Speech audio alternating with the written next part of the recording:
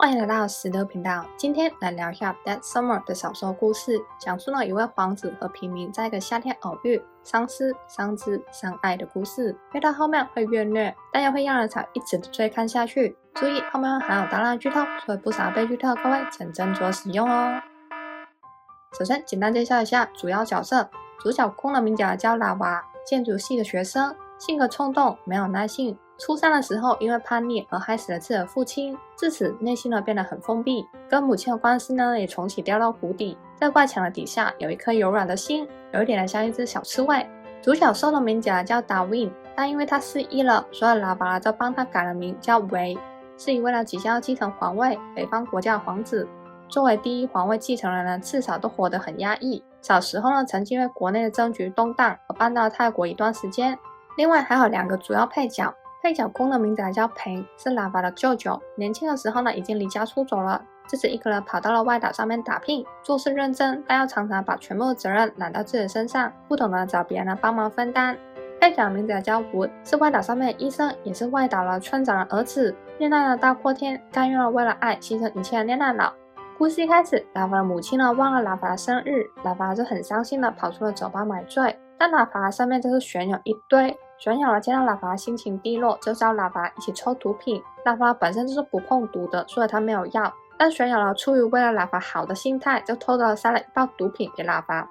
好死不死，这个时候警察来临检，拉巴身上的毒品被翻了出来，拉巴就因此在生日当天被关了。但拉巴继父是一位很有社经地位的人所以拉巴一下子就被保了出来。但是因为继父最近想要踏足了政坛，拉巴的事情很有机会影响继父的形象。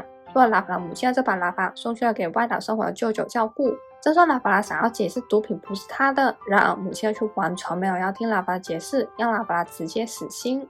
迫于无奈，他只能搬去外岛生活。在拉巴记忆中，舅舅都对他很好，所以他本来以为自己可以轻松的过日子。然而舅舅听说了拉巴碰了毒品，舅舅觉得自己有必要严厉的教训拉巴，所以每天都使唤拉巴去工作，不工作就没有饭吃。拉巴就觉得在岛上的生活很痛苦。就在拉巴在海滩散心的时候，他却看到了一个人昏倒在海滩上，而那个人就是达维。拉巴立即把达维送去了医院。然而当达维从昏迷中醒过来的时候，他却失忆了，甚至连自己名字也忘了。他脑中唯一的零碎片段就是他在昏迷前他被人偷袭了。因为达维连自己名字也忘了，拉巴就帮他取名为韦。舅舅见韦尔那么可怜，就收留了韦，还让拉巴负责照顾韦。拉巴觉得莫名的被指派要照顾韦了，拉巴就很不爽。但他又想到可以把舅舅给他的工作分给韦，这样子他就可以偷懒了。但结果韦尔却什么都不会做，毕竟韦尔本身就是个皇子嘛，什么都不用自己动手，所以他基本上就是个生活白痴，洗衣服、整理民宿等等的打杂工作他都不会做。不会做就算了，他还会越弄越乱，最后都要拉巴帮忙收尾。拉巴当然是大傻眼，拉巴就因此长长的大骂韦。韦尔知道自己事情做不好，但其实他已经很努力了，所以韦尔觉得很委屈，向拉巴骂回去。拉巴和韦尔因此一天到晚都在吵架。后来拉巴真的受不了，想要逃离了小岛。舅舅得知拉巴想要逃，就骂拉巴没有出息，没有责任感，一辈子都不会成功。舅舅让拉巴想要逃就逃吧，他不会阻止的。拉巴本身就是一个受不了激将法的人，所以拉巴就不逃了，他要留下来证明自己的能力。但被看不起的拉巴还是很不爽嘛，所以他就跑了去海滩散心。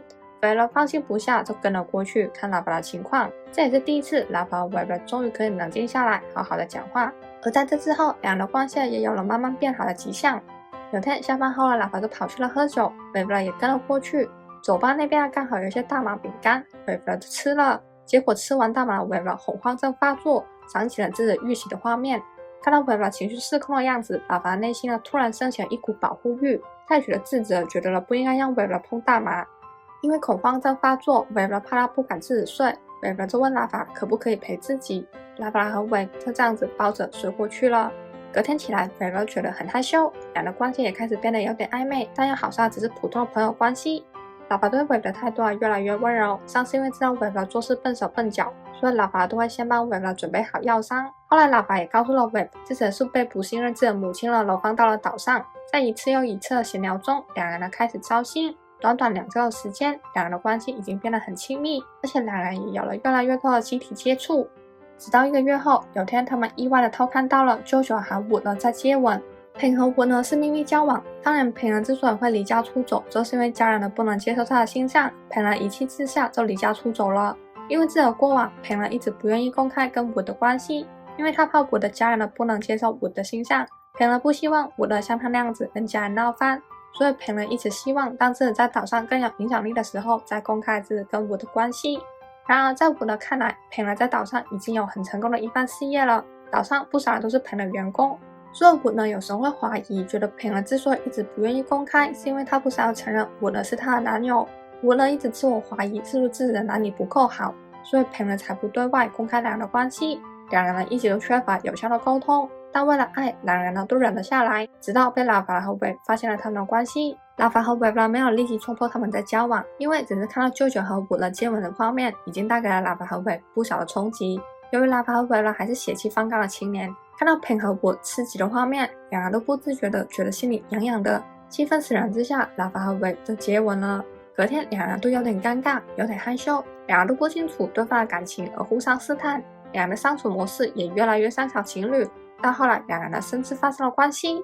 然而就在发生关系后的隔天，拉法就开始躲Wave，为了觉得伤心又难过，觉得自己可能是被拉法讨厌了，所以Wave就跑去了买醉。而拉法这孩子之所以会躲Wave，就是因为他是典型的逃避依恋人格，害怕以后因为亲密关系而受伤，拉法选择现行的逃避Wave的感情，这为了保护自己免受爱情所伤。他看到Wave伤心去买醉，拉法就觉得很对不起Wave。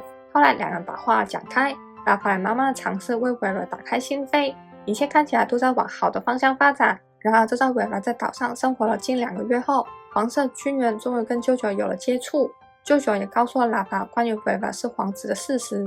皇室军人呢之所以2个月后才来联络舅舅了，是因为之前Wave国家面临了叛变，Wave之前遇袭到失忆的，这是叛军所为。为了让Wave可以安全无虑的生活，皇军呢一直都只敢在暗中的保护Wave。眼见叛军呢已经被处理的差不多了，皇军呢才终于表明自己的身份。拉法得知Wave居然是皇子，一时之间完全不知道如何反应，但一波未平，一波又起。平和Wood秘密交往的事终于被Wood的父亲发现了。Wood的父亲呢很生气的向平人问罪，Wood本来还想要找方法来唬混过去，平人却直接承认了自己喜欢Wood，而且他还表明自己对Wood是认真的。Wood觉得平这样子是被迫出柜，觉得很对不起平，但平人却反过来向Wood道歉，表示很抱歉一直不敢公开两人的关系。幸运的是Wood的父亲呢根本不介意自己的儿子是同性恋，他只是介意为什么自己要从谣言中得知消息，为什么平和Wood没有先来告诉他。所以看到平人勇于承认自己跟Wood的关系，Wood的父亲也很放心的把Wood交给了平。在平和Wood的事告一段落后，拉法这边还在烦恼Wave的事。得知Wave是皇子后，别说是情侣了，拉法觉得只是当朋友也不敢奢望。至此拉法对Wave的态度变得很奇怪，也很冷漠。拉法甚至对Wave说自己不能爱Wave了。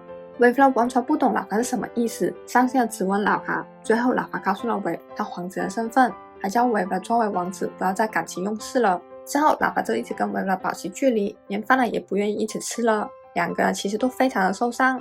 后来Wave终于抓到了机会问拉法，就因为他是王子，拉法就不爱他了吗？看到Wave接近崩溃的样子，拉法自然也是不忍心。最后两人改变了心态，以珍惜这最后的时光，一起度过这个夏天。然而就在两人打算珍惜当下后没多久，叛军的余党呢却找到了Wave，还切杀了Wave。拉法亲眼看着Wave重伤掉到海里，拉法当然是立即救人，再送Wave去医院。幸好Wave的生命有被救回。然而Wave再次失忆，这次Wave恢复了自己皇子的记忆，但在岛上一切的事情他都忘得一干二净。达维回来了，自然达维呢也不记得拉法，因为达维的国家还需要一点时间平息内乱，所以皇军就让达维先继续留在岛上生活。但即便在医院休养了2个礼拜，达维作为Wave的记忆呢还是没有恢复。出院后的达维继续由拉法负责照顾。然而达维对拉法的态度变得很冷漠，毕竟达维失忆了。达维看拉法眼神就像在看陌生人一样，而且达维一心呢只想要尽快的回国，这一切都让拉法很崩溃。拉法其实很想让达维恢复记忆，但拉法又觉得让达维就这样子忘了自己，这样子对达维来说也许才是最好的选择。舅舅就来开解拉法，说什么才是好的选择，那应该是由达维做决定的，而不是由拉法来帮达维决定。所以拉法就开始想办法让达维恢复记忆。为了换回达维的记忆，拉法就拉着达维去工作，要带达维去吃Wave最爱吃的餐厅。拉法还直接告诉达维两人在岛上交往过。之后拉法还作势的要吻达维，但达维立马扇了拉法一巴掌，还说自己不会亲了自己不爱的人。听到达维呢说不爱自己，拉法拉很受伤，但他没有放弃。拉法拉带达维去见了岛上的孩子，希望可以让达维呢记起些什么东西。然而变回皇子的达维呢性格变得很冷漠，还惹哭了岛上的孩子们。到这边拉法拉基本就是放弃希望了。拉法的朋友呢看不过眼，就把以前的偷拍拉法和维的影片拿给达维看。在影片中，拉法和维很明显就是一对甜蜜的情侣。看完影片，达维呢才相信在自己逝去的记忆中有过拉法这个重要的人。而在那之后，达维呢也开始慢慢一点一点的恢复作为维的记忆。然而记忆是真的恢复得很慢，在达维的记忆恢复前呢，达维的姐姐就已经到了岛上要接达维呢回国。在离岛的最后一晚，达维呢觉得自己正在失去很重要的东西，为了不要让自己后悔，达维呢就主动找上了拉法，希望知道两人以前是如何相处的。在岛上最后一晚，两人呢发生了关系。在达维呢回国的2个月后，达维呢终于恢复了所有在岛上的记忆，拉法也回到了曼谷，继续了最后1年的大学生涯。在断联了6个月后，达维呢重新联络上了拉法。达维呢甚至安排了专机接拉法去见他。达维呢本来想要把拉法接过来，并请拉法留下来的，但拉法觉得自己没有身份，没有地位，而且作为皇位的继承人，达维呢身上有太多的责任不能放弃。最后两人把这个见面当成最后的道别，好好的享受一番后，两人呢就说了再见。1年后，拉法回到了岛上，当起了建筑师。平和国呢已经结了婚，而且还收养了一个女儿。拉法已经打算把跟达维的回忆当成一场夏天的奇迹。然而就在到了岛上的隔天，拉法收到了达维的电话，要拉法到岛上码头来接他。见到达维出现在岛上，拉法整个大傻眼。原来达维呢在回国后有尝试过承担当国王的工作，但试了3个月后他还是很不适应，而且国内的人都很清楚，相比达维，其实达维的姐姐更适合当继承人，不应该只因为她是女的就没有机会。最后达维呢放弃了皇位，改由姐姐去继承。达维呢虽然还是要帮皇室工作，但作为皇子，他的责任呢已经大减，所以达维呢就决定勇敢追爱，直接追到了岛上来找拉法，可以再次跟达维在一起，拉法当然是很开心。之后拉法也跟达维求了婚，最后拉法和达维呢留了在岛上生活，他们还一起开了一家民宿，完美撒花。以上就是Dead Summer的小说故事。当达维呢被发现是皇子后呢，后面的故事都是蛮虐的，而且越看到后面就会越让人以为会是 BE。所以当看到达维呢让拉法去码头接他的时候，真的差点感动到哭。这一部呢也是维尼莎塔兰的第1部主演，终于啊！而且作者都负责说 S 的基本要保证。有时间的记得支持一下这部剧哦。泰文小说在 GMTV 的一部平台就找得到，在网站版买完小说之后呢，就可以同步到 App 上面看了，记得不要错过。那今天影片就到这边，大家对 Dead Summer 的故事有什么看法呢？欢迎留言分享，一起讨论。那我们下期影片见，拜拜。